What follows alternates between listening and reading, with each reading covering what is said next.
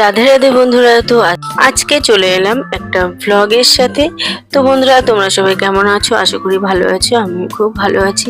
তো দেখো, নীলষষ্ঠীর সকালে কিন্তু স্নান করে রেডি হয়ে নিয়েছি, আর পুজোর ডালাও কিন্তু রেডি করে নিয়েছি। এবার আমরা পুজো দিতে যাব। কৃষ্ণও কিন্তু রেডি হয়ে গেছে।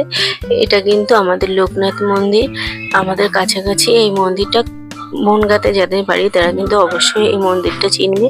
তো এই দিন কিন্তু মন্দিরে এত ভিড় হয়েছিল যে যাওয়াই যাচ্ছিল না।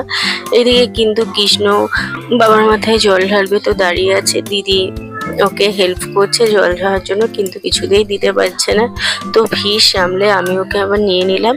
তো আবার শিবের মাথায় আস্তে করে আবার শিব কৃষ্ণ স্নান করাচ্ছে, আমি ওকে হেল্প করে দিলাম।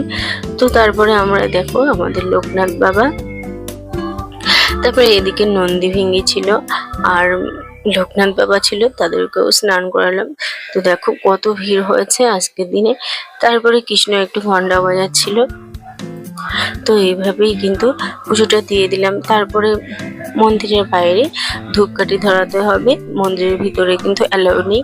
তো তারপরে কিন্তু এখানে ধূপকাঠি ধরালাম।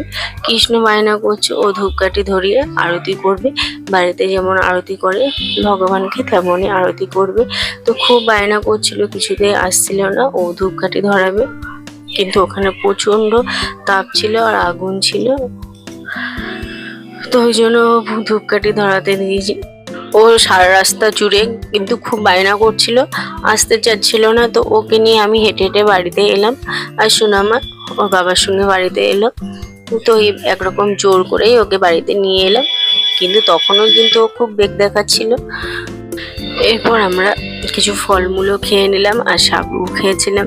এদিকে কৃষ্ণ দেখো টেবিলের ওপর ঠেলে উঠেছে, ঠেলে উঠে মিষ্টি খাচ্ছে, একটু খিদেও পেয়ে গেছে। বন্ধুরা, ব্লগটি কিন্তু এখানেই শেষ করছি। তোমাদের কেমন লাগলো অবশ্যই কিন্তু কমেন্টে জানিও।